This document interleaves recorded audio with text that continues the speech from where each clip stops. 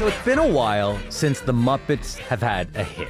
Okay, like Kermit, Miss Piggy, these icons created by Jim Henson over 50 years ago. They've made a few attempts at comebacks over the years. None of them really landed. But now there's a new Muppet Show special on Disney Plus, and we're going to get into it. Oh my God, it's you. You're my idol. You're sweet. Go on. I grew up watching you. My parents grew up watching you. Their parents grew up watching you. Kira Hall and Kathryn VanArendonk are here. Kira is a puppeteer with CBC Kids. They play Cotton Ball the cat. And Kathryn is a critic at Vulture. Welcome back to Commotion, y'all. Hello.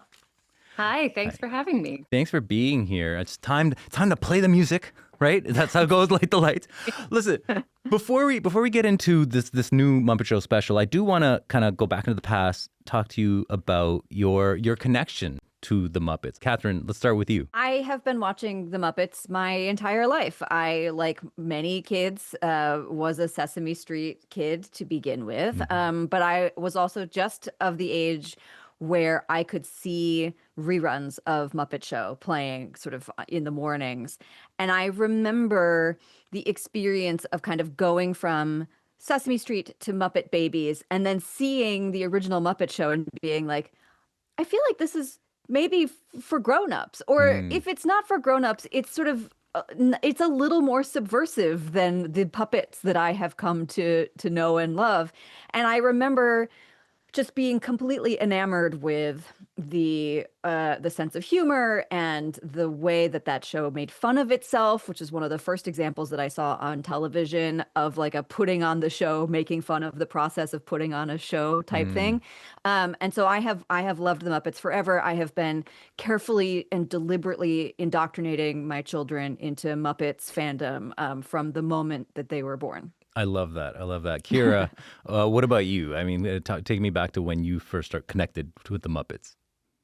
Yeah, I grew up in the 90s, so my first Kermit was Steve Whitmire's Kermit, Muppet Christmas Carol, Muppet Treasure Island, sort of that era of the Muppets.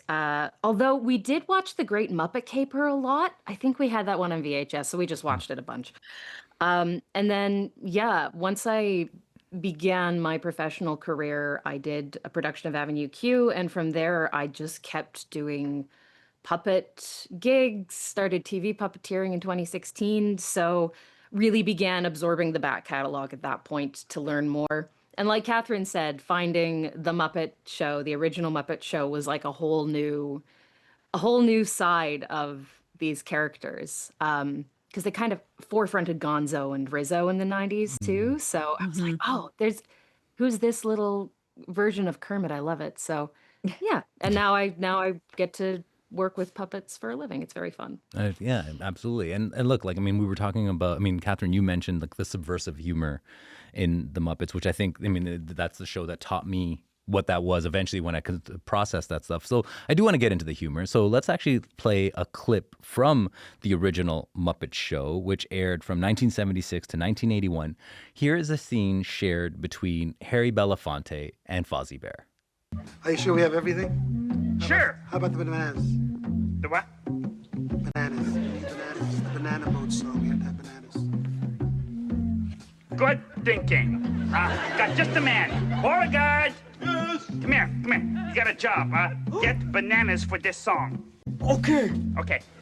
Go ahead. This is just gonna be great. He's gonna get the bananas? He's gonna get the bananas and the song's gonna be wonderful now. Are you sure? Trust me. That's what you said the last time.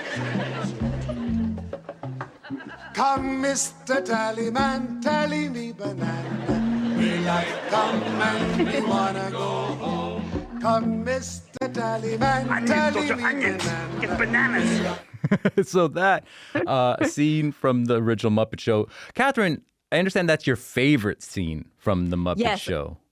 Even seeing it now, like, I could cry. I have watched that particular sketch. Like, I can't even count how many times. I have frankly charted my own kids' like development as like humor, understanding what humor is by their ability to understand what elements of that is funny. And And I love so much about it, and it represents so much of what is really special about that original Muppet Show, which is, I mean, Harry Belafonte is there. He says at the beginning, like, this matters a lot to me. This is the first time I have performed this really important song on television, and I care a lot that this goes well. And then the entire thing is Fozzie and Beauregard completely screwing it up, like being incapable of bringing a banana on stage. Like they're bringing in onions, they're bringing in eggplants. In the end, just as he gets to the triumphant finale, a huge banana prop rolls onto stage, covering Harry Belafonte completely. And something about the playfulness of it, and also Harry Belafonte's ability to get the joke of it while sincerely also performing this song that matters so much to him. And the Muppet Show is not saying this show doesn't matter. Like they are saying we can be playful with this thing that we care about, has really shaped a lot of like who I am as a person, I think. You've embraced the chaos is what you're telling me? Yeah. Yeah. Well, Kira, look, I mean, especially for our radio listeners, they're listening to that clip, right? They're hearing a lot of that humor, but so much of the humor is in Fozzie's physical performance, right? And so as a puppeteer, I mean, talk to me about, the challenge of getting the humor across beyond a voice performance. Well, like Kathryn said, the beautiful thing about the Muppets is that they're always earnestly trying and they're always failing, but doing so in a really endearing way. And part of the interaction between Harry and Fozzie is what sells that. Like there's a subtlety and a realness to the performance. Like Frank Oz has a lot of stillness with Fozzie there, of just listening or thinking. And then you can throw in something like someone can throw a puppet and it'll be hilarious. But playing things as real as possible helps sell the absurdity of the moment as well. I never imagined Muppeteering would involve playing things as real as possible. That's amazing. Oh, yeah. I mean, if you watch Christmas Carol is the prime example. How deadly serious Michael Caine plays Scrooge in that movie is... Like, that is key. That is essential. If you please, Mr. Scrooge, it's gotten colder.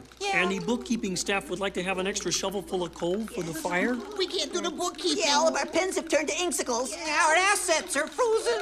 How would the bookkeepers like to be suddenly... Unemployed! This is my island in the sun. There is a reason we treat Miss Piggy like a celebrity icon, and it is because she is a real celebrity icon. Like if she is I am a fake person the whole time, nobody's buying it. Okay, yeah. Well, I mean, see, now you guys got me like wanting to go back and revisit all these things and look for the seriousness of it all. Look, I mean, we got to get into the Muppets. They've changed hands over the years, of course, right? Like Disney bought the rights from the Jim Henson Company back in 2004, and ever since they did that, ever since it's been in Disney's hands, they've made these multiple attempts at rebooting the Muppets. Kathryn, can you talk about those attempts and why they didn't work out? Yeah, first of all, it's very funny to think about them literally changing hands. But second of all, yes. So because that original Muppet Show is a pretty realistic, straight-faced reflection of like what a popular culture show would look like. It was a variety show. Like the 70s and the 80s had lots of shows that existed on television like that. The sort of idea, I think, in the past couple decades about what contemporary Muppets should look like is that they should also look like what regular TV looks like. And in particular, there was this attempt in the 2010s to do a Muppet Show that looked sort of like a 30 Rock. And I think it's really sort of disastrous and indicative of why that is a misguided understanding of what the Muppets, what makes them work. 30 Rock has a sense of humor that's quite cynical often at its core, and the idea of them moving through space as much as they do, the sort of need for them to not fail as often, or like have these people be these people with like personal lives at home, all of it falls apart. They really only exist in this kind of incredible they need a stage, a literal stage, I think, to often work as well as they do. And so it has been, and they don't seem comfortable making fun of celebrities in those spaces. They don't understand. They're not sending up anything. They are just reflecting it, which is, I think, also the reason that feels so uneasy with itself. Well, I mean, Kira, Kathryn described that series, that sitcom from 2015, I believe, as cynical in a way, right? But so, I mean, I understand you actually kind of liked it. Can you talk about that? Yeah. I think of it as the Muppets period, I think is how they put it. Right. Yeah. I didn't mind kind of the edge and a little bit of sarcasm because there was that little bit of edge and sarcasm in the original show. But I do totally understand where Kathryn is coming from. You said something about them not being able to fail, and it's totally that, right? Like if you heighten the stakes too much almost, and there's a possibility of like really getting in trouble and really making a big serious problem, the gags don't work as well. So I totally get it. It might have just been too real for people. Okay. So that's the Muppets period that didn't work out. Let's talk about this one singular episode that has been released on Disney Plus yesterday. The Muppet Show. The Muppet Show. That's what it is. The Muppet Show special. The Muppet Show special with and this one has what's it called? Sabrina Carpenter, Seth Rogen in the mix. Both of them as executive producers. And you know this new Muppet Show, Kathryn, is very much about trying to recapture the glory and the chaos of the original. Do you think it worked out? Yeah, I can't really tease apart my love of this thing from my having this sort of deep childhood love and familiarity with exactly this same thing. But I found it to be exactly what I would want from the Muppets. And I do think a lot of the sense of humor is why I think Sabrina Carpenter understands perfectly how seriously and how sort of straight that she has to play her own character, and yet she can get away with these little lines where, you know, she says things like, "Oh, I don't mind a little kink," and then just sits there with her face. But I did watch it with my kids, who I have shown a lot of Muppets, but they don't have quite that same sense of the Muppet Show as an entity, and they were obsessed with it. They found it to be completely charming, and so I have this hope that there will be more of it. Yeah, 'cause, I mean, in the trailer it says like, oh, Kermit literally says, and then is maybe starting again depending on how tonight goes. I've been burned before. A lot of that fatalism is almost built into the way the episode plays out. Kira, I know you know people who worked on this show, so you can't exactly a lot of people that worked on this show. So we're not going to put you in a critic's position, but I do want to know what you feel that they brought to this new Muppet Show.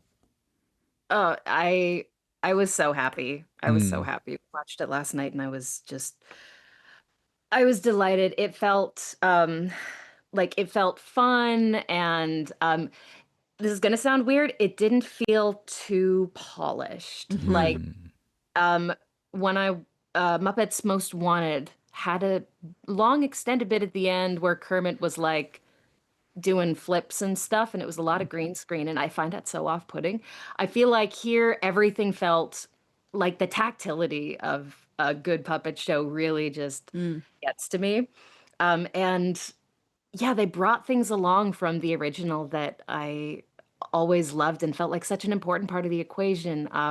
Segments with popular music were always huge, and being able to incorporate those in a way where, you know, just Rizzo and his little twitching rat friends singing a Weekend song. And they also just had weird little guys. I love weird little guys, like who are there for one bit. It's not, which is a very Disney thing, like, here's your favorite character. They have arrived again. No, give me the horse, the orange horse who's outside the bar just like grooving to that style, or the guy at the I've Been Burned Before guy. We said, who is that guy? I said, I've never seen him before, and that's what I want. Beautiful. I love that. Yeah, little weirdos. Well, look, Kathryn, look, we know that Seth Rogen is not only an executive producer on the show, but he actually makes an appearance. And I almost wish there was like a Seth Rogen Muppet, because if there's anyone whose voice is Muppet coded, it is Seth Rogen. But, as an executive producer, what do you think he is bringing to this show?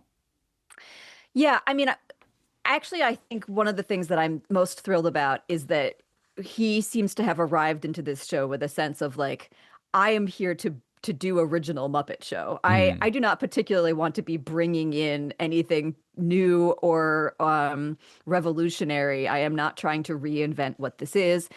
There's clearly some sense of contemporary humor. He's like, we're going to put the choice of guest star and having a little weird Maya Rudolph joke in there. But to Kira's point, guest star. yeah.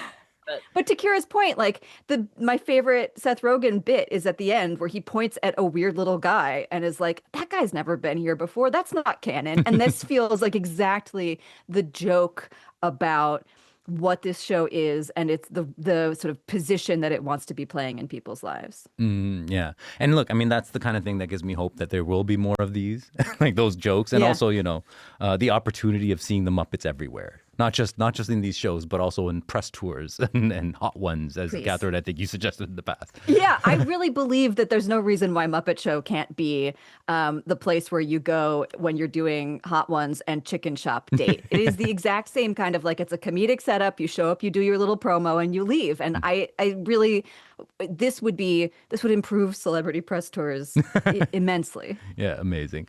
Listen, this has been such a blast from the past. Thank you both for being here with me. Thank you. Thank you.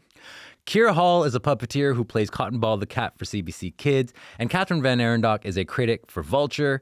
The new Muppet Show special featuring Sabrina Carpenter is now streaming on Disney+.